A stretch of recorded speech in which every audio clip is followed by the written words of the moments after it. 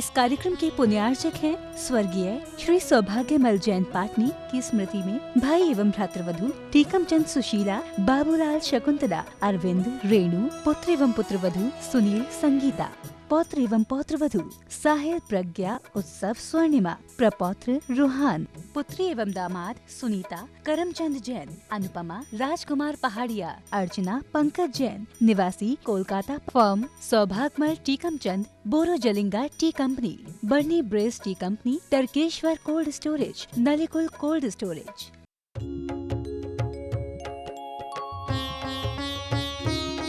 शंका समाधान। बोलिए सवन संस्कृति उन्नायक प्रातः स्मरणीय संत शिरोमणि परम पूज्य एक स्वादाचार्य गुरुवर विद्यासागर जी महामुनिराज की जय जय जय। बोलिए गुणायतन पुनीता शंका समाधान प्रवर्तक भावना योग प्रवर्तक अखर वक्ता परम पूज्य एक स्वाद मुनिवर श्री प्रमाण सागर जी मुनिराज की जय जय जय। परम पूज्य एक स्वाद मुनिवर श्री अरह सागर जी मुनिराज की जय जय जय। प्रिय बंधुओं, पारस चैनल, जिनवाणी चैनल एवं प्रामाणिक ऐप के माध्यम से जुड़े हुए उन सभी श्रद्धालुओं का जो आज यहाँ से प्रसारित होने वाले शंका समाधान कार्यक्रम से जुड़े हुए हैं तथा यहाँ उपस्थित सभी श्रद्धालुओं का मैं हार्दिक अभिनंदन करता हूँ। बंधुओं, जैसा कि आप लोग को विदित है कि पूज्य गुरुदेव का मंगलमय विहार तीर्थराज सम्य शिखर की ओर चल रहा है और इस क्रम में आज प्रातः काल की मंगल वेला में पूज्य गुरुदेव का मंगलमय प्रवेश घाट सिमरिया सिहोरा जिला जबलपुर के ग्राम में हुआ है और आज यहीं गुरुदेव की आहारचर्या संपन्न हुई है और इसी स्थान से आज का यह शंका समाधान कार्यक्रम यहाँ आयोजित है और आप तक जिनवाणी और पारस चैनल के माध्यम से तो बंधुओं, ये गुरुदेव के प्रभावी व्यक्तित्व का प्रभाव है कि बड़े शहर की बात छोड़िए, छोटे जगहों में भी जाते हैं तो आपके प्रभाव से वहाँ का वातावरण बड़े शहर जैसा ही हो जाता है और वैसा ही नज़ारा आज यहाँ भी देखने को मिल रहा है। बड़े सौभाग्यशाली हैं आप सभी लोग जिन्हें गुरुदेव के प्रत्यक्ष दर्शन और सुनने का और आपको अपनी जिज्ञासा प्रस्तुत करने का सौभाग्य प्राप्त हुआ है। और अब मैं आपको ले चलता हूँ शंका समाधान की ओर और प्रथम प्रश्न के लिए मैं आमंत्रित कर रहा हूँ भावना जैन अनुश्री जबलपुर, जो एक मनोवैज्ञानिक भी अपने आप को बता रही हैं। भावना जैन अनुश्री, उसके बाद तैयार रहेंगे नीतू जैन पेंड्रा। नमोस्तु महाराष्ट्री, मैं ये जानना चाहती हूँ कि भावना योग का मनोविज्ञान से क्या संबंध है तथा आध्यात्म मनोविज्ञान से क्या संबंध है तथा इनमें परस्पर संबंध कैसे बैठाया जा सकता है। देखिए, भावना योग विशुद्धतया एक मनोवैज्ञानिक साधना है। मनोविज्ञान में बात सुस्पष्ट रूप से स्थापित है कि हमारी भावनाओं का हमारी अंतःस्रावी ग्रंथियों से गहरा संबंध है। हमारी जैसी भावधारा होती है, अंतःस्रावी ग्रंथियों का वैसा स्राव होता है। अगर हम अपनी भावनाओं को निर्मल रखते हैं, पवित्र भाव और विचार रखते हैं, तो न केवल हमारी अंतःस्रावी ग्रंथियों में परिवर्तन आता है, अपितु हमारे इम्यून सिस्टम में भी बड़ा बदलाव आता है। ये बात आज ज़्यादा बताने की ज़रूरत नहीं है, क्योंकि आप मनोविज्ञान से संबद्ध हो तो इस बात को बहुत अच्छे से समझते होंगे। इसके साथ ही जो मनोविज्ञान के संदर्भ में सबकॉन्शियस माइंड की बात आई है, the power of subconscious mind की बात की जाती है, तो अगर हम अपने सबकॉन्शियस माइंड को जगा लें तो उसके माध्यम से हम अपने कॉन्शियस माइंड को भी ठीक नियंत्रित कर सकते हैं और अपने व्यवहार में, अपनी प्रवृत्तियों में बड़ा बदलाव ला सकते हैं। जो लॉ ऑफ अट्रैक्शन का सिद्धांत है, जो भी मनोविज्ञान के आधार पर ही व्याख्यायित है, भावना योग का एक पक्ष ये भी है। हम लोगों के साथ सबसे बड़ी विडंबना ये है कि हम लोग इन सब बातों का श्रेय पश्चिम के लोगों को देते हैं, जबकि हमारे देश में ये साधना पुरातन काल से चलती आ रही है। वे थॉट्स बिकम्स थिंग्स बोलते हैं। हमारे यहाँ हजारों साल पहले कहा गया यद भाव्यते तद भवति, हम जैसी भावना भाते हैं वैसा होता है। अध्यात्म की साधना में खासकर जैन अध्यात्म साधना पूरी तरह भावना प्रधान है। हम अपने भावनाओं के बल पर अपनी वृत्ति और प्रवृत्ति दोनों में बड़ा बदलाव घटित कर सकते हैं। तो हम भावनाओं से वह सब नियंत्रित करते हैं। ये हमारी एक बड़ी साधना है। हमारी साधना कहती है कि तुम्हें जो चाहिए निरंतर उसकी भावना भाव, हर पल उसी के विषय में सोचो, और निरंतर सोचते रहने से आप उस तक पहुंच सकोगे।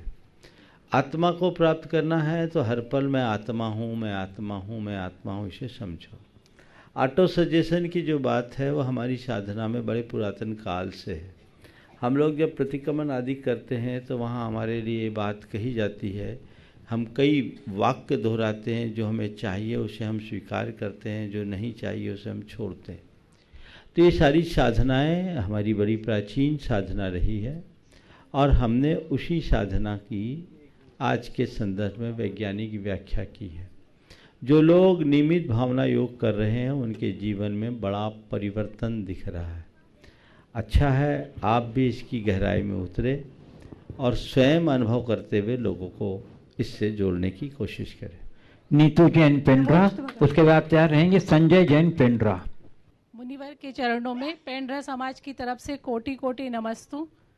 महाराज जी, मैं ये जानना चाहती हूँ कि यंत्र मंत्र तंत्र को हम किस तरीके से समझें। मंत्र को समझ सकते हैं, यंत्र को समझ सकते हैं, लेकिन तंत्र को नहीं समझ सकते। तंत्र का मतलब क्या होता है? तंत्र का मतलब होता है टेक्निक। आज के युग में टेक्नोलॉजी भी एक तंत्र है। तंत्र यानी युक्ति, समझ गए? तो युक्ति लगा दें। अब युक्ति के साथ उसी शब्द का एक शब्द चल गया प्राचीन काल में, टोटका। तो टोटका यानी एक प्रकार की जुगाड़ है। तो तंत्र कोई बुरी चीज़ नहीं है, पर आजकल तंत्र के नाम पर लोगों ने अनेक प्रकार के वितंडे खड़े कर लिए, इसलिए तंत्र बदनाम हो गया। तंत्र एक साधना है जो हमारी एकाग्रता में भी सहायक बनते हैं, और हम उसके माध्यम से नेगेटिव एनर्जी से अपने आप को बचा भी सकते हैं। तो तंत्र अध्यात्म का एक साधन है, पर विडंबना है कि आज उसे केवल भौतिक उपलब्धियों के आधार के रूप में देखा जाना लगा है। इसे बदलना चाहिए। संजय जैन पेंड्रा, उसके बाद तैयार रहेंगे सिहोरा के पूर्व विधायक माननीय श्री दिलीप दुबे जी। मुनिदय के चरणों में मेरा नमोस्तु नमोस्तु नमोस्तु। महाराज जी, मेरा प्रश्न यह है कि यदि मंदिर जी के जीर्णोद्धार के लिए यदि कोई दान की राशि बोली जाती है, यदि किन्हीं कारणों से वह जीर्णोद्धार विलंब पे विलंब होता चला जा रहा है, तो वह दान की राशि कब देनी चाहिए? ये इंतजार करना चाहिए कि मंदिर जब बने तब दे देनी चाहिए? को इस विषय में अनेक बार बता चुका हूँ, फिर भी आप बोल रहे हैं तो आज फिर से बता रहा हूँ। जी महाराज। आयोजकों को एक पत्र लिखो कि हमने इस निमित्त से ये राशि बोली, आप उसका उपयोग कब कर रहे हैं। यदि वो उपयोग करने की स्थिति में है तो पैसा उनको दे दो, अन्यथा उनसे कहो कि आपने काफ़ी विलंब कर दिया है, इसलिए ये राशि का हम अन्यत्र उपयोग कर रहे हैं। आपका जब काम शुरू होगा तब आप हमें सूचना दीजिएगा, हमारी अनुकूलता होगी तो देंगे।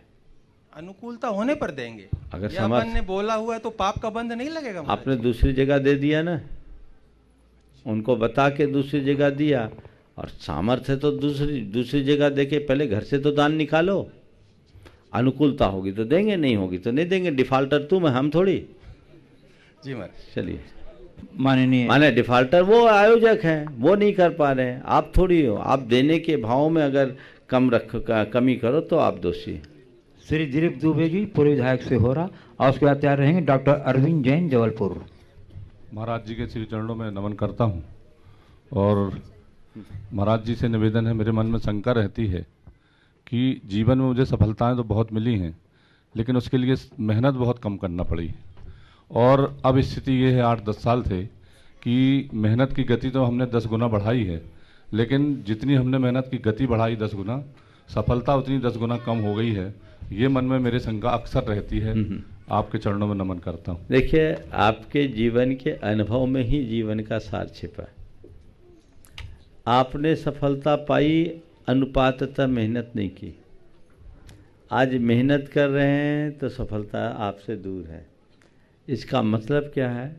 सफलता केवल हमारे परिश्रम पर नहीं, हमारे प्रारब्ध पर निर्भर करती है। समझ गए? तो वो भी आपका एक प्रारब्ध था, आज भी आपका एक प्रारब्ध है। इसे सहज भाव से स्वीकार करो। बिल्कुल समझ गए? और जिसे आप सफलता के रूप में देख रहे हैं वो तो बाहरी सफलता है। दोनों में तटस्थ बना करके अपने मन की प्रसन्नता को टिकाए रखना, यही सच्ची सफलता है। डॉक्टर अरविंद जैन जबलपुर, उसके बाद तैयार रहेंगे श्री प्रदीप आभा जैन जबलपुर। नमस्ते महाराज। डॉक्टर अरविंद जैन सपत्नी सब परिवार खड़े हो जाएं, उसके बाद श्री प्रदीप जी आभा जी जैन जबलपुर। महाराज जी नमस्ते। महाराज जी एक बहुत बड़ी शंका है कि धर्म आस्था का प्रतीक है, लेकिन कुछ धार्मिक क्रियाओं में तर्क मेरा साथ नहीं देता। कभी कभी समयाभाव में या उस तर्क की वजह से कुछ धार्मिक क्रियाएं नहीं कर पाने की वजह से एक गिल्टी कॉन्शियस, अपराध बोध रहता है। महाराज जी शंका दूर करें। देखिए, आप जैसे व्यस्ततम चिकित्सकों के लिए मैं कहूँगा, अधर्म न करना ही सबसे बड़ा धर्म है। समझ गए? आप अगर अधर्म नहीं कर रहे, अधर्म से बचे हो तो बहुत बड़ा धर्म है। दूसरी बात, सभी के धर्म और धार्मिक क्रियाओं की एक रूपता नहीं होती। व्यक्ति को अलग अलग भूमिका के अनुरूप धर्म की क्रिया करनी चाहिए। आप जैसे चिकित्सकों के लिए मैं ये कहता हूँ, अगर रोज़ तुम भगवान की पूजा नहीं कर सकते, प्रक्षालन नहीं कर सकते, अभिषेक नहीं कर सकते, गुरुओं के निकट से सत्संग करके कोई पुण्योपार्जन की क्रिया नहीं कर सकते, कोई परवाह नहीं। अपनी क्लिनिक में या ओपीडी में बैठ करके भी आप बहुत बड़ा धर्म कर सकते हैं। डेली 2-4 के नॉनवेज को छुड़वा दो, बहुत बड़ा धर्म होगा। उनको मोटिवेट करो, उनके खान पान की शुद्धि पर ध्यान दो। अगर इतना सा आपने ध्यान दे दिया तो वो भी एक धर्म है। इसलिए इस बात को लेकर के विचलित ना हो। हाँ, चूँकि एक ही प्रोफेशन में लगे रहते मन में कई बार विकल्प तो आते हैं, तो कुछ सिस्टम ऐसा बनाओ कि उसमें से भी थोड़ा बहुत समय निकाल सके। पर इमरजेंसी को अगर हो तो अपने कर्तव्य को ही अपना धर्म मानो। श्री प्रदीप आभा जैन जबलपुर, उसके बाद तैयार रहेंगे श्री सचिन जैन जयपुर। मुनि दय के चरणों में नमोस्तु नमोस्तु नमोस्तु। महाराज जी, जबलपुर में आप आए लेकिन लाडगंज को आपने समय नहीं दिया। हमारे मन में जो विकल्प है वो आज भी हो, मैं सबके सामने, आपके आशीर्वाद से दोनों वेदी स्वर्ण कराना थी, लेकिन आपने हमें समझ दो लाडगंज वालों। ये मेरे मन में हमेशा कुछ कचौस्ती रहा। शिकायत करवे खड़े भय कि प्रश्न प्रश्न करेंगे महाराज जी, लेकिन शिकायत भी तो आपसे करनी है। जल्दी करो। तो आप ऐसा आशीर्वाद दें कि हमारा ये काम आपके आशीर्वाद से संपन्न हो। बिल्कुल ठीक है, आशीर्वाद बोलो। आचार्य श्री को नमोस्तु, मुनि द्वय को नमोस्तु, बात्सलधारी निसंग सागर जी को नमोस्तु। महाराज जी, मंदिर तो स्वर्ण के बनते हैं और अच्छी बात है, मगर हम लोग अपने आप को कैसे स्वर्णमय बनाएं? ये हम बोलने वाले थे, अच्छा हुआ आपने बोला। स्वर्ण की बेदी न बनी पर स्वर्ण का मन बना। और आचार्य श्री ने एक बार बोला था, महाराज जी को धर्म का भाई मानते थे हम, तो उन्होंने बोला था सत्य की हमेशा विजय होगी, अंजना बनो सीता बनो, कभी ना कभी सत्य की विजय होगी। तो हम अपने सत्य को कैसे कायम रखें? बस और उसके प्रति निष्ठावान बने रहो, और जब तक परिणाम नहीं आए धैर्य रखो। और धर्म की प्रभाव। चलो बंधुओं, आज हमारे बीच जयपुर राजस्थान से प्रमाणिक समूह के चीफ कोऑर्डिनेटर श्री सचिन जैन आए हैं, और उनके साथ अंकित जैन भी हैं। बताता हूँ, वो सह कोऑर्डिनेटर हैं, और इन दोनों के अथक प्रसार से प्रमाणिक समूह काफ़ी लोकप्रिय हो गया है पूरे हिंदुस्तान में। और इनके कार्यक्रम जो प्रस्तुत होती है, उसकी प्रस्तुति बहुत ही उत्कृष्ट स्थिति होती है। वह जोरदार करतल ध्वनि से अभिनंदन कर दीजिए हमारे प्रमाणिक समूह के इन सक्रिय सदस्यों का। नमोस्तु महर्षि, नमोस्तु नमोस्तु नमोस्तु। हमारे गुरुवर को 3 बार और नमोस्तु। गुरुवर, एक प्रश्न है, जहाँ मति वहाँ गति, और हम सबकी मति इस समय पैसे में अटकी हुई है। पैसा प्राण बन गया है और संबंधों में भी कहीं ना कहीं मिठास का लोभ होता जा रहा है। तो ऐसा क्या करें कि इसके बीच में सामंजस्य बैठाया जा सके? देखिए, पैसे के लिए प्रयास करना बुरा नहीं है, पर पैसे को ही सब कुछ मान बैठना बुरा है।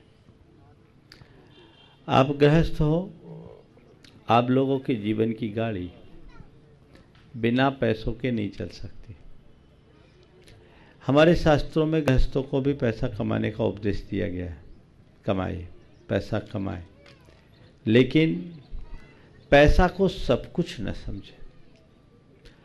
एक बात सभी को अपने दिल दिमाग में अंकित करना चाहिए, पैसा हमारे जीवन के निर्वाह का साधन है, साधन है, साधन है, साधन है। वो जीवन के निर्वाह का साधन है, साधन है। इतनी बात दिमाग में बैठ जाए तो कहीं किसी प्रकार की कठिनाई का एहसास नहीं होगा। लेकिन जिनके लिए पैसा ही सब कुछ है, उनकी हालत तो खराब होनी है। संपत्ति का स्थान संबंधों से ऊंचा नहीं होना चाहिए।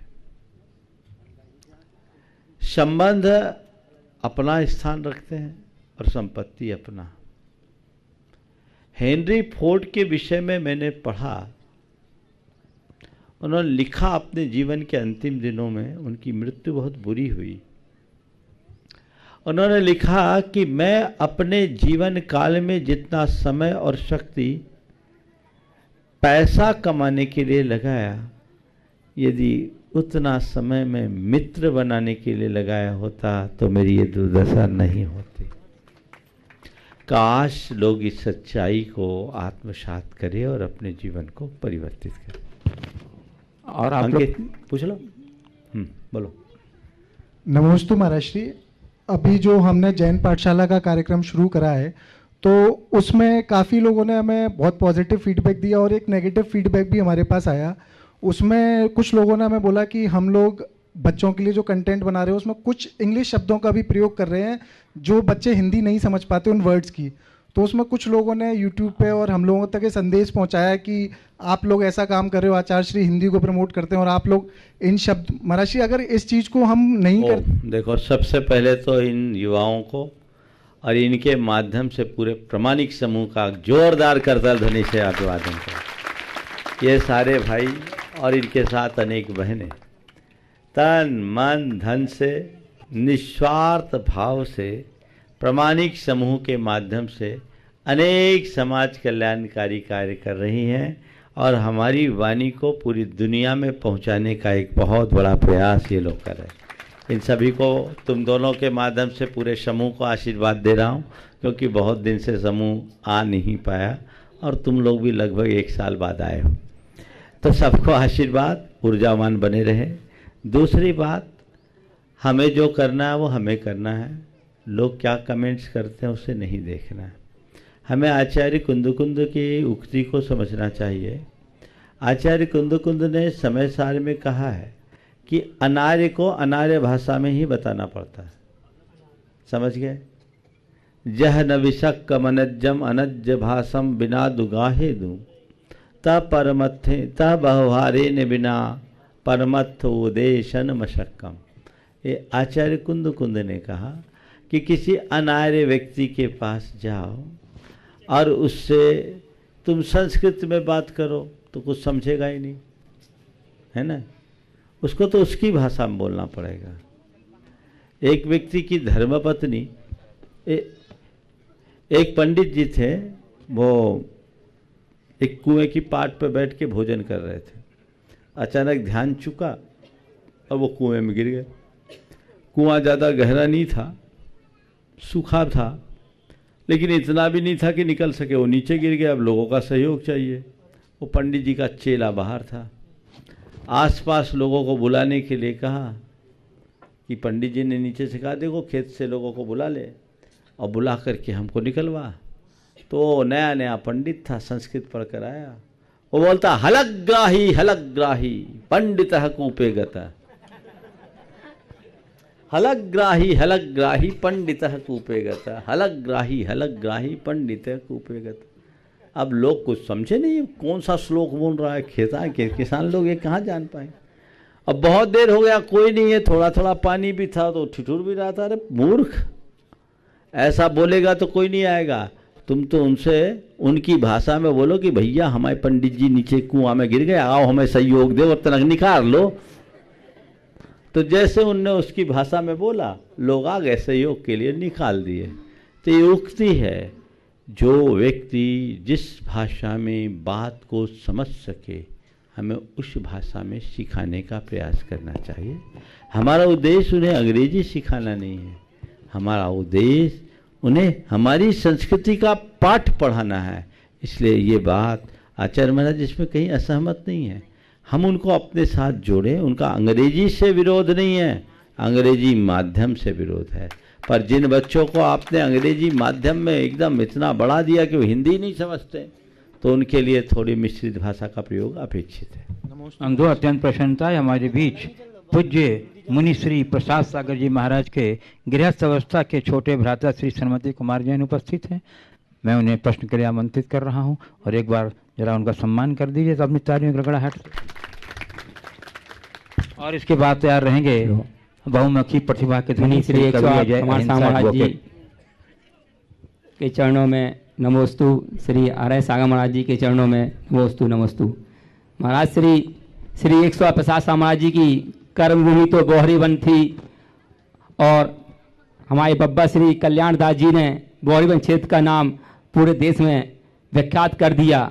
हम आपसे आशीर्वाद चाहते हैं कि हम आगे कैसे बढ़ें और कैसे इस बोहरीवन क्षेत्र का आगे विकास कर सकें, हमें आशीर्वाद चाहिए। जैसे तुम्हारे बब्बा जी, जैसे तुम्हारे पिताजी उस क्षेत्र की सेवा में लगे रहे, तुम भी लग जाओ, सब काम हो जाएगा। नमस्ते। कवि अजय हिंसा एडवोकेट उपाध्यक्ष दिगंबर जैन शांतिनाथ क्षेत्र बोहरीवन। नमोस्तु महाराज जी। और उसके बाद तैयार रहेंगी श्रीमती दिव्या जैन पनागर। नमोस्तु महाराज जी। महाराज जी अभी हम आ रहे थे आपके गमन में, तो एक जगह एक बोर्ड टंगा हुआ था, आपका बहुत अच्छा फोटो लगा हुआ था, नीचे सीमेंट की बोरियां बनी हुई थी, आपका आशीर्वाद वाला हाथ था और नीचे लिखा था, लेकिन मैं ये समझ नहीं पाया ये आपके लिए लिखा था या सीमेंट की बोरियों के लिए। उसमें लिखा था खरा परखा जांचा, हर कसौटी पर सांचा। नमोस्तु महाराज। मैं पूज्य गुरुदेव के चरणों नमोस्तु करते हुए, महाराज श्री कई बार एक ही शब्द के बहुत सारी बातें निकलती। एक जगह मैंने पढ़ा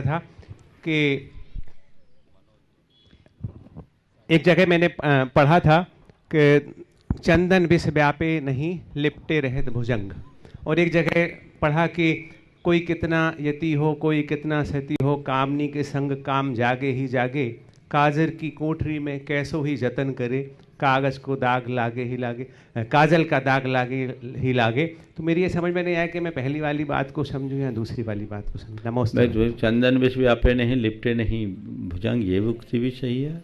और कागजल की कोठरी में कैसो भी सयानो जाए, थोड़ी बहुत दाग लागे है कि लागे है, बिल्कुल यथार्थ है। दोनों अलग अलग संदर्भ है। चंदन में सांप लिपटता है, चंदन सांप से नहीं लिपटता। अच्छा। चंदन में सांप लिपटता है, चंदन सांप से नहीं लिपटता। और सांप उसमें जहर उगलता है तो भी चंदन का कुछ नहीं बिगड़ता है। जी। सत्पुरुष अपने मार्ग में स्थिर रहे तो दुनिया की कोई भी ताकत उनको हिलाने में समर्थ नहीं रहती, वो चंदन की भांति। और काजल की कोठरी हमारे यहाँ नहीं आती, हमें जाना पड़ता है। तो सत्पुरुष भी यदि अपनी मर्यादा को छोड़कर संसार की इस काजल की कोठरी में जाएंगे तो कोई ना कोई कालिख जरूर लग जाएगा। इसलिए अपने जीवन को स्थिर बनाए रखना चाहते हो तो चंदन की तरह अपने ठिकाने पे टिके रहो, फिर दुनिया तुम्हारा कुछ बिगाड़ नहीं कर सकती। नमस्ते। श्रीमती दिव्या जैन, सुश्री लाभांशी जैन पनागर, तैयार रहेंगे श्री मनोज जैन, श्रीमती बिंदु जैन, कुमार स्टोर जबलपुर। हे महाराज जी, जिनके दिल साफ होते हैं वो सबके, मतलब जिनका मन साफ होता है वो सबके दिलों में वास करते हैं। और वही धागा सुई में प्रवेश करता है जिसमें गांठ नहीं होती। तो महाराज जी हम गांठ मुक्त अपना जीवन कैसे बनाएं, मतलब निमित्त मिलने पर थोड़ा सा मन में वो विकल्प आ जाता है, उनमें सरल भाव कैसे रखें? मन में सरलता बनाए रखने के लिए, गांठ मुक्त जीवन को बनाए रखने के लिए जब भी मन में ऐसी कोई बात आए, क्षमा मांगना और क्षमा करने की कला विकसित कर लो, यही प्रतिक्रमण है, इससे मन साफ होगा। लाभांशी जैन पनागर, उसके बाद तैयार रहेंगे मनोज जैन, श्रीमती बिंदु जैन जबलपुर। नमोस्तु गुरुदेव। गुरुदेव, जिंदगी के हाथ पैर तो नहीं होते, लेकिन वो कभी कभी ऐसा थप्पड़ मारती है कि हमेशा याद रहता है। तो गुरुदेव हम अपने जीवन को कैसा बनाए कि जिंदगी हमें थप्पड़ ही ना मार पाए? देखो, एक बहुत अच्छा तरीका है, सामने वाला थप्पड़ मारने को हो ना तो आप उसके चरणों में गिर जाओ, हाथ ऐसे ही बाईपास हो जाएगा, बच जाओगे, यही तो तरीका है। तो जिंदगी के थप्पड़ से बचना चाहते हो तो समर्पण का भाव हृदय में जगा। श्री मनोज जैन, श्री बिंदु जैन जबलपुर कुमार स्टोर पर तैयार रहेंगे श्री रवि जैन कक्का महासंघ। मुनिद्वय के चरणों में बारंबार नमोस्तु नमोस्तु नमोस्तु। गुरुवार 2004 के बाद आज हमको ये हमारे यहाँ एक भाग्य मिला है, आपके चरण हमारे चौके में पड़े। नमोस्तु गुरुवार नूरू। बोलो। नमोस्तु गुरुवार नमोस्तु। महाराज श्री, मैं ऐसा कौन सा पुण्य करूं जो धार्मिक क्षेत्र में आगे बढ़ूं? दान देने के भाव तो बहुत होते हैं, लेकिन मैं उतना दान नहीं दे पाती हूं। मुझे ऐसा आशीर्वाद दीजिए कि मैं सौधर्म इंद्र बनूं महाराज श्री। देखो, सबसे बड़ी बात धार्मिक क्षेत्र में आगे बढ़ने की है तो अपने समय और सुविधा के अनुसार, शक्ति के अनुसार, व्रत नियम के क्षेत्र में जितना बन सके करो। और जहाँ तक दान देने की का सवाल है, अपनी शक्ति भर दान दो, और न दे सको तो दूसरे दान दे, तुम जी भर के अनुमोदना करो। अनुमोदना से भी बड़ा पुण्य प्राप्त हो सकता है। अभाव अच्छा है, सौधर्म इंद्र बनने का भाव है, भावना भाव। मैं भी भाता हूँ, जल्दी मौका है। चल श्री। हाँ तो हाँ, ये बोल रही है बनाएगी तो यही। श्री रवि जैन कक्का महासंघ, और उसके बाद तैयार रहेंगे मनोज जैन चितौला। महाराज जी 16 साल के बाद इंतजार के बाद हम लोग के पास सब घड़ी आई, लेकिन वो कुछ 1-2 दिन में वो घड़ी हमारे हाथ से निकल गई। ऐसा हमारा कहाँ पुण्य कमजोर हो गया? हे भगवान, शिकायतों के अलावा तो कुछ सीखा ही नहीं। ये नहीं देख रहा है कि आउट ऑफ ट्रैक जा करके जबलपुर महाराज आ गए और 20 दिन दे दिए, धन्यवाद तो देना सीखा नहीं। हमारा रास्ता तो अलग था, और वापस आए 100 किलोमीटर और 100 वापस जा रहे, उसकी फिक्र नहीं है। अरे कभी तो धन्यवाद देना सीखो, इतना मतलबी मत बनो, समझ गए? तुम लोग ये कहना चाहिए, अरे देखो महाराज ने कितनी बड़ी कृपा कर दी, अपने कार्यक्रम में परिवर्तन करके हम लोगों को लाभान्वित किया ना, तब भाषा बदल लो। श्री मनोज जैन कितौला जो मंत्री। और एक और प्रश्न है, बोलो। हाँ, प्रश्न पूछ। मुनि द्वय के चरणों में बारंबार नमोस्तु। मुनिश्री, मेरा एक प्रश्न है कि करुणा, सेवा, दया, सहयोग सब कुछ करते करते कभी मन इतना वैसा हो जाता है कि झुंझलाहट आने लगती है, तो उसमें तो भावों की हिंसा होती है कि करुणा, दया, सेवा, सहयोग सब कुछ करते हुए मुझे ये झुंझलाहट ना आए और मैं सभी का अच्छे से सहयोग और सेवा कर पाऊँ। देखो, जब भी मन में इस तरह की झुंझलाहट आए, मन को झटक दो, अच्छा मोटिवेशन दो। स्वाभाविक है, कोई भी कार्य करते करते मन में कई प्रकार की झुंझलाहट आ जाती है। उस घड़ी अगर हमने अपने मन को झटकने की कला विकसित कर ली तो चीज़ें हमारे अनुकूल हो सकती है, हताश नहीं होना पड़ेगा। गुरु है श्री। हाँ, चलिए मनोज जी साहब, उसके बाद हाँ, महाराज श्री के चरणों में बारंबार नमोस्तु नमोस्तु नमोस्तु। महाराज श्री, मेरी जिज्ञासा यह है कि मैं एक तो बहुत कम उम्र में सामाजिक दायित्वों को संभाला, और अब क्या होता है, कभी उपेक्षा होती है। पहले हमारी शादी नहीं हुई थी, बच्चे नहीं हुए थे, तो मुझे कोई फर्क नहीं पड़ता था, कोई उपेक्षा करे, बेइज्जती करे, मैं निकल जाता था, अपने काम में लग जाता था। किंतु शादी के पश्चात ये स्थिति हो गई है कि कहीं यदि मेरे पीठ पीछे उपेक्षा होती है तो घर में फिर मेरी श्रीमती झगड़ा करती कि वो तुम क्यों आगे आते हो, वो ऐसा बोलती है, वो लोग ऐसा बोलते हैं। और बच्चे बाजू में खड़े हो जाओ आके, नहीं तो लोग भ्रमित हो जाएंगे। हाँ और फिर बच्चे भी वैसे ही बोल पाते, अपनी मम्मी से बोलते हैं कि पापा के बारे में वैसे बोलते हैं, पापा बार बार क्यों वही धार्मिक काल में आगे आते रहते हैं, किंतु मुझे कोई फर्क नहीं पड़ता। और फिर मैं वो बात दोहराता हूँ, जब ये बोलते हैं कि तुम क्यों आगे आगे आते हो, लोग ऐसा बोलते हैं, तो मैं बोलता हूँ हमें शांत रहना है, फिर और लग जाती है और हो जाती है। तो मैं जी इसका क्या उपाय है कि ऐसा कोई हो, क्योंकि अज्ञानता उस लोग बोलते हैं, जैसे आपका संकट समाधान सम्यक गृह में हो गया, तो लोगों ने कह दिया मुझसे कि खितौल में मनोज नहीं चाहता, देखो सम्यक गृह संकट समाधान हो गया। तो महाराज जी सबका निराकरण कैसे हो, मैं अपनी कैसी भावना भाऊँ कि धार्मिक क्षेत्र में अंतिम समय तक लगा रहूँ। नमस्ते। देखो एक बात बोलता हूँ, धार्मिक सामाजिक क्षेत्र में काम करने वाले को अपनी खाल थोड़ी मोटी बना के चलना चाहिए।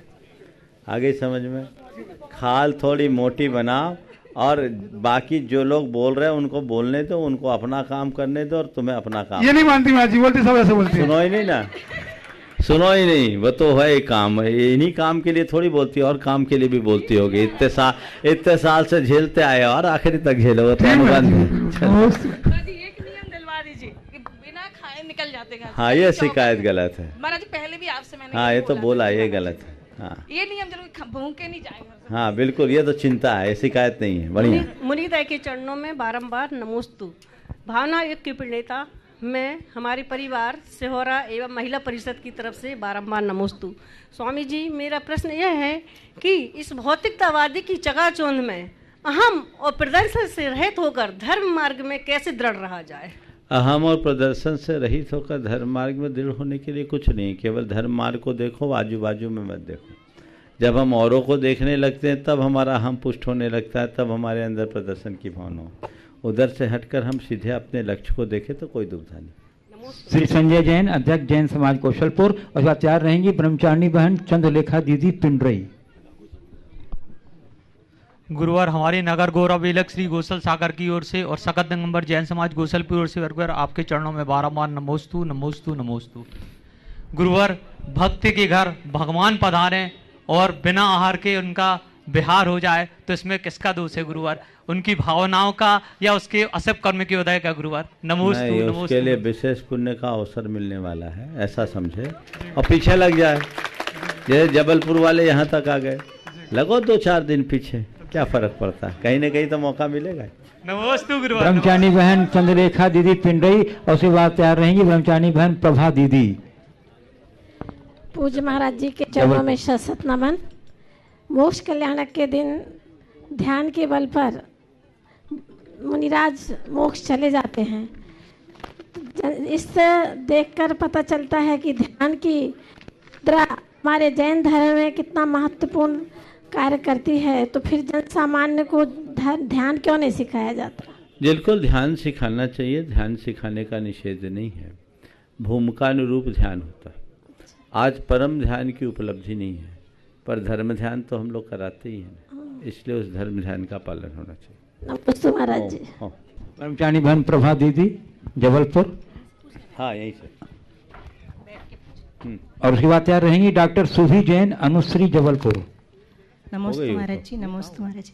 महाराज जी बहुत लंबे अंतराल के बाद, वर्षों बाद बहुत निकट से आपकी व्यक्तित्व, कृतित्व एवं वक्तृत्व कला को देखने का जब अवसर मिला तो मन में कुछ ऐसी प्रेरणा जागी कि ज़िंदगी में कुछ ऐसा किया जाए कि काम दोनों का चलता रहे, आंधियाँ भी चलती रहें और दिया भी जलता रहे, जैसा कि आपके साथ हो रहा है। प्रश्न महाराज जी ये है कि शक्तियाँ अनेक प्रकार की हैं, मैग्नेटिक फोर्स, ग्रेविटेशनल फोर्स, गुरुत्वाकर्षण शक्ति आदि, जिसमें जैसे अब हम अपने शरीर को देखते हैं तो एक धड़ है और सिर है, दोनों जुड़े हुए हैं तो बहुत कम हड्डियों और मांसपेशियों से जुड़े हुए हैं।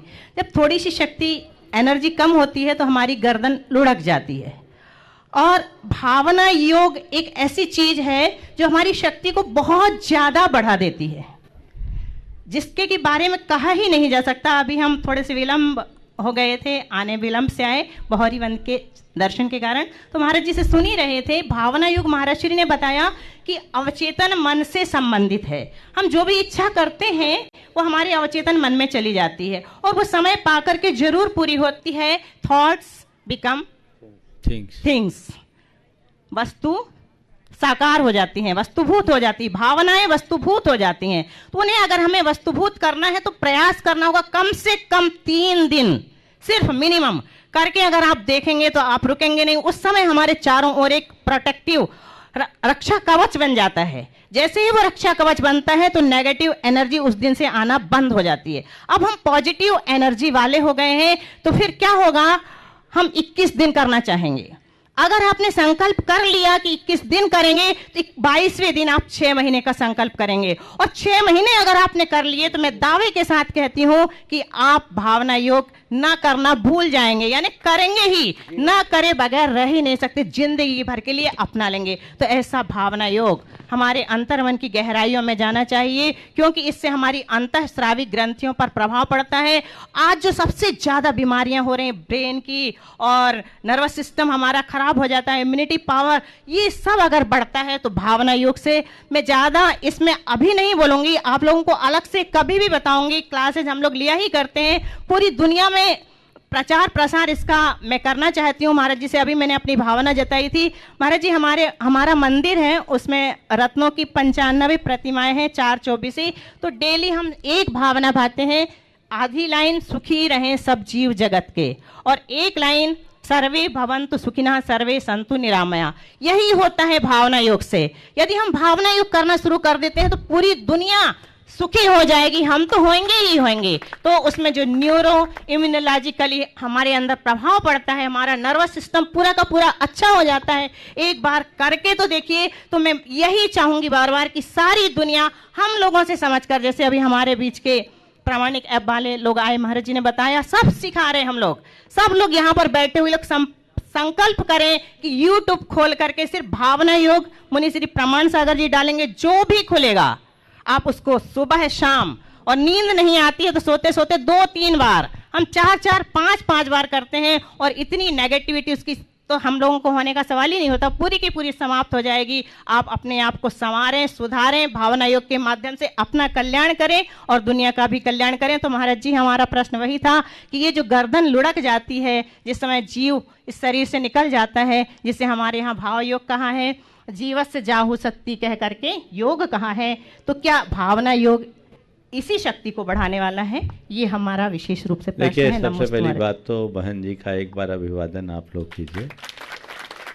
एक विदुषी बहन होने के साथ साथ नियमित भावना योग की साधना ये कर रही है, और न केवल साधना कर रही है अपितु अनेक लोगों को YouTube के माध्यम से ऑनलाइन क्लासेस में ये करा रही है, बहुत दिनों से करा रही है। आपने जो सवाल किया कि हमारी गर्दन क्यों लुढ़कती है, देखिए हमारे अंदर जो ऊर्जा है, हमारे अंदर जो शक्ति है, एक भौतिक शक्ति है और दूसरी प्राण शक्ति है। भावना योग से हम भौतिक और मानसिक शक्ति का विकास कर सकते हैं, प्राण शक्ति के ह्रास को नियंत्रित कर सकते हैं।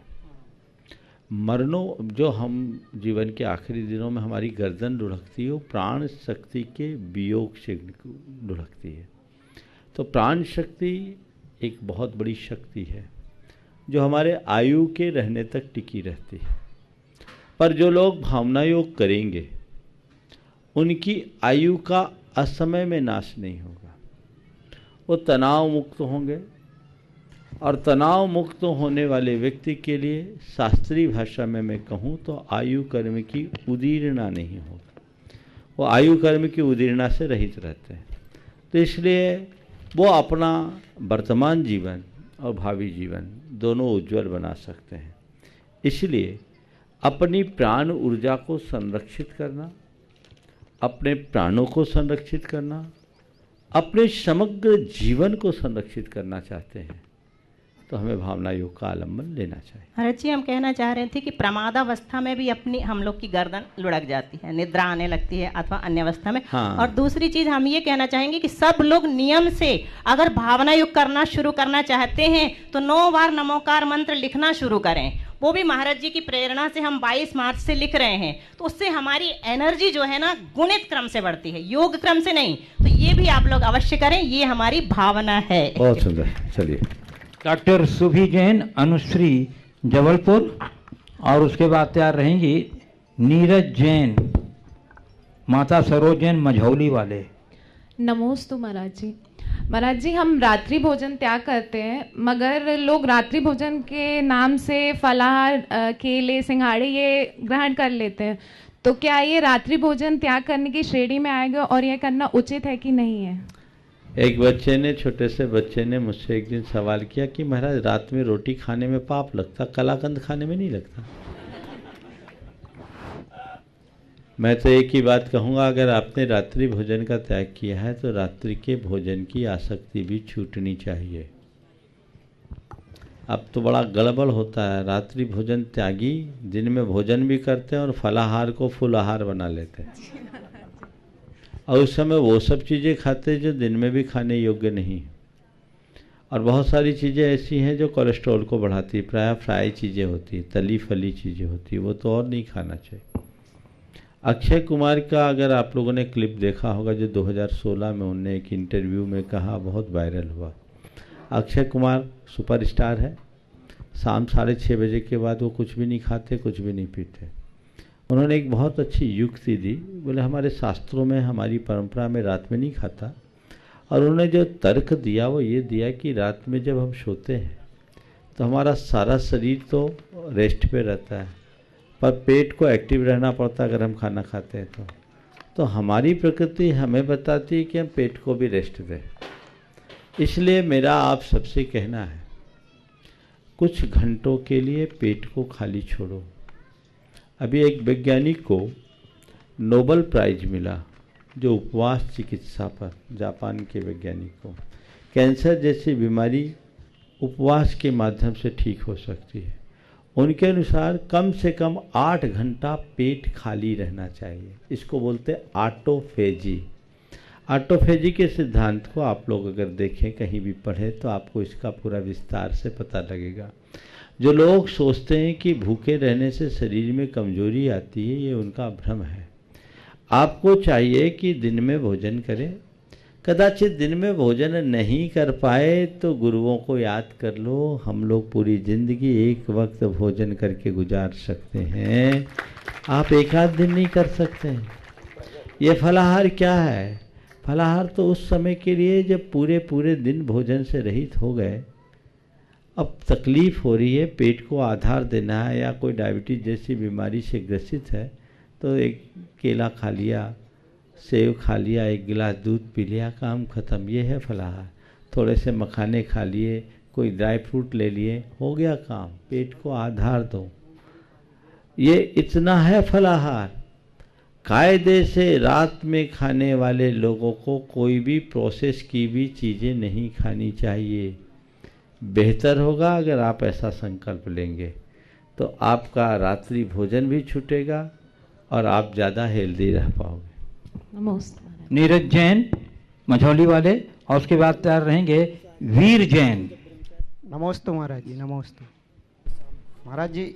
आचार्य श्री जी के कल के प्रवचन से है, माता पिता की छांव में रह कर के, उनकी सेवा में रह कर के जो व्यक्ति तैयार होता है उसे मैं एक विश्वविद्यालय से कम नहीं मानता। कृपया शंका समाधान। अरे बाबा, माँ बाप जो बच्चों को संस्कारित करा करके योग्य बनाते हैं, पढ़ाते लिखाते हैं, वो क्या विश्वविद्यालय में वैसा ज्ञान मिलेगा? वहाँ तो केवल डिग्री मिलेगी। मनुष्य के जीवन की समझ को विकसित करने वाले वही लोग हैं। वीर जैन, और उसके बाद एनी जैन गोसलपुर। महाराज जी के चरणों में बारंबार नमस्ते। महाराज जी, मेरा प्रश्न है, आपने हमको संस्कार लेवाया है। हाँ, संस्कार लेवाया है, हम ऐसा क्या करें कि अच्छे बन सके? अब अच्छा बनने के लिए बस एक ही बात ध्यान रखना है कि हमने गुरु से संस्कार लिया, यानी गुरु से एक प्रकार की दीक्षा ले ली है ना। ये संस्कार लिया यानी क्या हुआ? खड़े रहो, खड़े रहो, वहीं खड़े रहो, वहीं खड़े। गुरु से एक प्रकार की दीक्षा हो गई। अब कोई गंदा काम जीवन में नहीं करना है, समझ गए? गंदे काम से बचोगे तो अपने आप अच्छा बनोगे। चलो। एनी जैन गोसलपुर। नमोस्तु। उसके बाद तैयार रहेगी महिला मंडल खितौला। नमोस्तु महाराज जी, नमोस्तु नमोस्तु। महाराज जी, मेरा प्रश्न ये है कि सबको सच बात ही कड़वी क्यों लगती है? सच बात ही कड़वी क्यों लगती है? जो बातें अच्छी लगती है, मन को सुहाती है, वो मीठी लगती है, और जो मन को नहीं सुहाती वो कड़वी लगती है। चूँकि सच मन को नहीं सुहाती इसलिए कड़वी लगती है। महिला मंडल खितौला। महाराज जी को नमोस्तु नमोस्तु नमोस्तु। महाराज जी पंच कल्याणक में जो विनायक मूर्ति रखी जाती है, विधि नायक, विनायक नहीं, विधि नायक, तो उसका अभिषेक रोज कर सकते हैं कि सिर्फ कोई महोत्सव में? जैसी व्यवस्था, रोज करने में बाधा नहीं है। नमोस्तु महाराज। चलिए, सचिन जैन विशाखापट्टनम जबलपुर, उसके बाद तैयार रहेंगी श्री शैलेश जैन, अध्यक्ष कुछार गांव, अरुण जैन सिहोरा। नमोस्तु महाराज जी। महाराज श्री, बचपन से आपके संस्कारों से प्रफुल्लित होने का जो सौभाग्य मिला, उसके लिए जीवन भर मैं आपका ऋणी रहूँगा महाराज श्री। महाराज श्री, समस्या ये है या सवाल ये है मेरे मन में कि सरल होना और सहज होना कहाँ तक उचित है और कहाँ तक वो एक वरदान है और अभिशाप है, क्योंकि आपकी सरलता का हर कोई फायदा उठाना चाहता है। अच्छा है, उसको हमें सरलता से स्वीकार लेना। अगर हमारी सरलता से लोगों को फायदा हो तो हमारा नुकसान क्या है? अच्छी बात है, हमें नहीं सोचना चाहिए। यदि हम अंदर से सहज और सरल है तो कोई अगर उसका फायदा उठाता है तो फायदा ही नहीं उठा रहा है। हमें ये देखना चाहिए हमसे यथासंभव किसी को नुकसान ना हो। नमोस्तु। श्री शैलेश जैन, अध्यक्ष कुछार गांव, और उसके बाद तैयार रहेंगे अरुण जैन सिहोरा। मुनिदेव के चरणों में त्रिवार नमोस्तु। गुरुदेव, जिनवाणी का सार शुद्धात्म तत्व है। ज्ञान प्राप्त करने के बाद राग देश से युक्त आत्म तत्व को विरक्त कैसे किया जावे गुरुदेव? ज्ञान प्राप्त करने के लिए राग द्वेष से युक्त आत्म तत्व को विरत कैसे किया जाए? निरंतर वैराग्य की भावना हृदय में जगा। जितना प्रगाढ़ वैराग्य का भाव होगा, आपकी विरक्ति अपने आप बढ़ेगी। नमोस्तु गुरु। अरुण जैन सिहोरा, उसके बाद तैयार रहेंगी रेसू जैन जबलपुर। गुरुदेव के चरणों में त्रिवार नमोस्तु करते हुए, गुरुदेव मेरा प्रश्न ये है कि युधिष्ठिर को धर्मराज कहा जाता है, जबकि धर्मराज ने अपने भाइयों को एवं पत्नी को जुआ में हारा था। क्या यह कृत्य निंदनीय नहीं था? धर्मराज के हुए युधिष्ठिर। देखिए, युधिष्ठिर ने जीवन पर्यंत सत्य को अपनाया, इसलिए वे धर्मराज कहलाए। समझ गए? वो सत्य से विमुख नहीं हुए। जुआ उनसे की गई एक भूल थी और वो शकुनी के जाल में फंस गए, और धर्मात्मा का कभी कभी लोग दुरुपयोग कर लेते हैं। उन्होंने उसे भी सरलता से स्वीकार कर दिया। नमोस्तु गुरु। रेशु जैन जबलपुर, उस पर तैयार रहेंगी क्षमा जैन जबलपुर। द्वे महाराज श्री के चरणों में नमोस्तु नमोस्तु नमोस्तु। हे गुरुवर, सम्यक दर्शन देव शास्त्र से ज्ञान गुरु से चारित हो। हे परम आराध्य गुरु भगवान, मैं अपनी दिनचर्या में ऐसी किन चीज़ों को समान्वित करूं जिससे उत्कृष्ट सम्यक चारित्र को प्राप्त कर अपने मनुष्य जीवन को सार्थक कर सकूं? आपने जो बात कही उसी लाइन को घोट लो। सम्यक दर्शन देव गुरु से, देव शास्त्र से ज्ञान गुरु से चारित हो। बस देव शास्त्र गुरु की शरण में बने रहो, तीनों पूरा हो। नमोस्तु।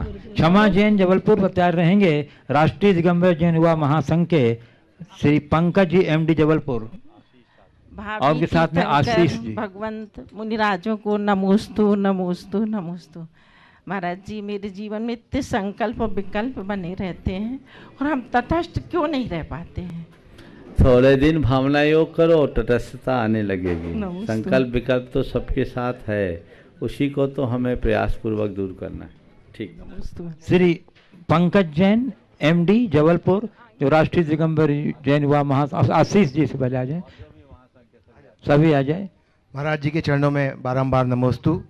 महाराज जी, मेरा प्रश्न ये है कि कोई समर्थवान व्यक्ति अपना पूरा धन द्रव्य त्याग करके कोई धार्मिक अनुष्ठान में भाग लेता है, और वहीं दूसरी तरफ उसके भाई और पिता आर्थिक संकट में जूझ रहे होते हैं, वह उनकी मदद न करके धार्मिक अनुष्ठान में अपना द्रव्य लगाता है, तो ऐसे में उसे कहाँ द्रव्य लगाने से ज़्यादा पुण्य मिलेगा? देखिए, धार्मिक अनुष्ठान करना बुरा नहीं है, पर अपने भाई बंधुओं की उपेक्षा करना अच्छी बात नहीं। उन्हें धार्मिक अनुष्ठानों में बढ़ चढ़ करके हिस्सा लेना चाहिए, ले, पर साथ साथ अपने भाई बंधुओं का भी ख्याल रखें। अब कई बार अलग अलग परिस्थितियां बनती। एक स्थान पर ऐसा केस मेरे सामने आया जहां एक व्यक्ति धार्मिक अनुष्ठान में भाग ले रहा था, पर उसके भाई की स्थिति अच्छी नहीं थी।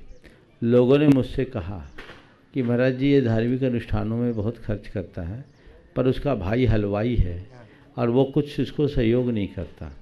मैंने उस व्यक्ति से बात की, वो व्यक्ति वहाँ का मुखिया था।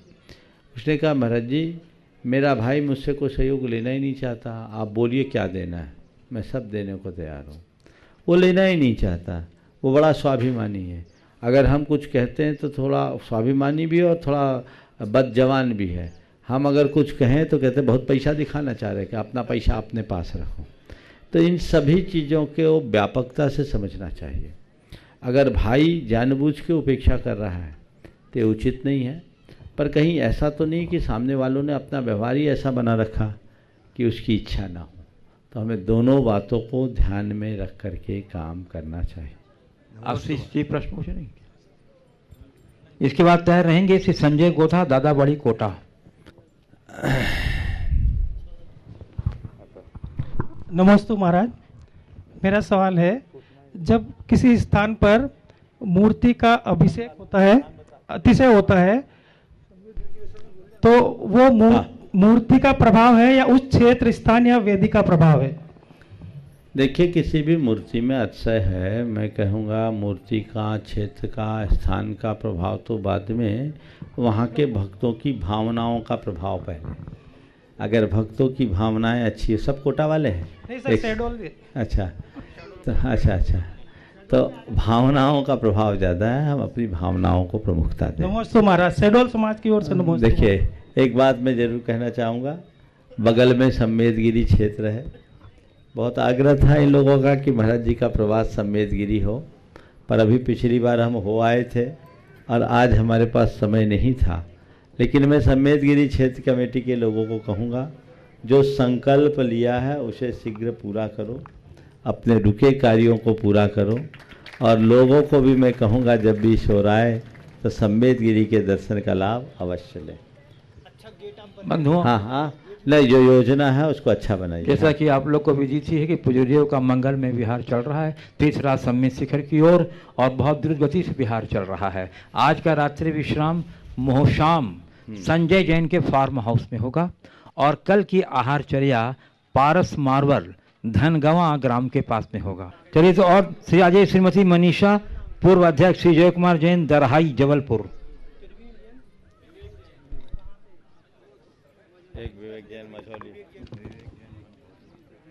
महाराज श्री द्वय के चरणों में कोटि कोटि नमोस्तु नमोस्तु नमोस्तु।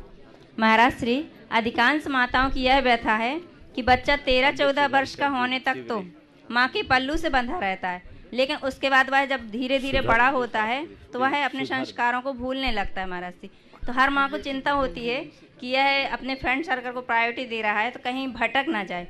तो महाराज श्री, इसके लिए क्या व्यवस्था होनी चाहिए? गुरुदेव, आपने 12 वर्ष तक के बच्चों को तो संस्कारित कर दिया, उसके बाद के बच्चों के लिए क्या व्यवस्था करेंगे? उसके बाद के लिए माँ बाप को बच्चों पर थोड़ा भरोसा भी करना चाहिए और उनको थोड़ा ऑब्जर्वेशन में भी रखना चाहिए।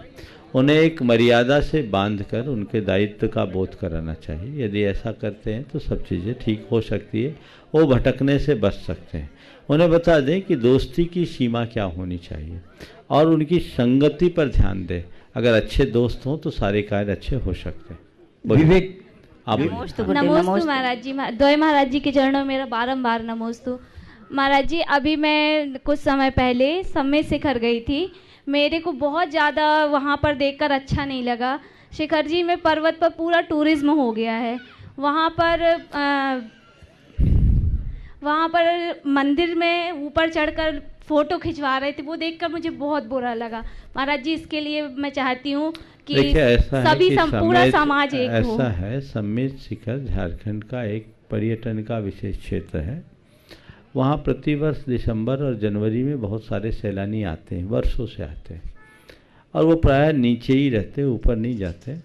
इस बार क्या हुआ है, कोविड के चक्कर में बाकी सब स्थान बंद, सम्मेद शिखर खुला और वहाँ अभी जैन श्रद्धालु तो बहुत न के बराबर गए, तो उन लोगों को अवसर मिल गया, पर इसे नियंत्रित किया जा रहा है। आगे सबको ध्यान रखना चाहिए। इस बात को अधिक तूल देने की आवश्यकता समझ में नहीं आ रही है। जैसे यात्री चलने लगेंगे, सामान्य दिन आएंगे, वो सब नियंत्रित हो जाएगा। तो विवेक जैन मंझौली बताएंगे पंडित सुधर्म चंद जी शास्त्री। हाँ, जल्दी बोलो पंडित जी। सम्मेद शिखर क्षेत्र की जय। परम पूज्य आचार्य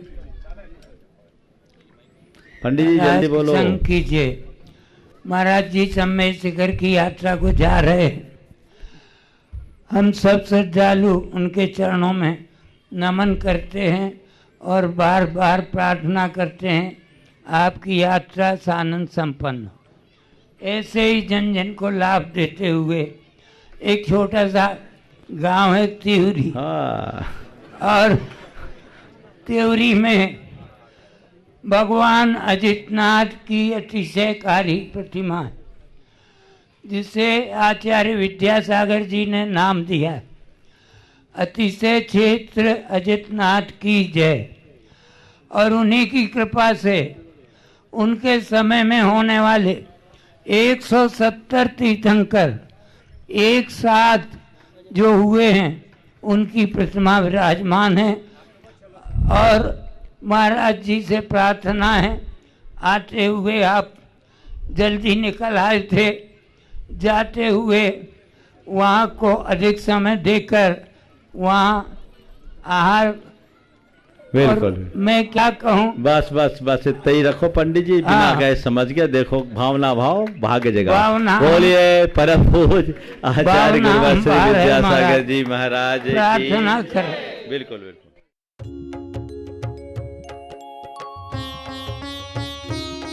शक का समाधान। इस कार्यक्रम के पुण्यार्जक थे स्वर्गीय श्री सौभाग्यमल जैन पाटनी की स्मृति में भाई एवं भ्रातृवधु टीकमचंद सुशीला, बाबूलाल शकुंतला, अरविंद, रेणु, पुत्र एवं पुत्रवधु सुनील, संगीता, पौत्र एवं पौत्रवधु साहिल, प्रज्ञा, उत्सव, स्वर्णिमा, प्रपौत्र रुहान, पुत्री एवं दामाद सुनीता, करमचंद जैन, अनुपमा, राजकुमार पहाड़िया, अर्चना, पंकज जैन, निवासी कोलकाता, फर्म सौभाग्यमल टीकमचंद, बोरो Jalinga tea company, Burnie Braes tea company, Tarkeshwar cold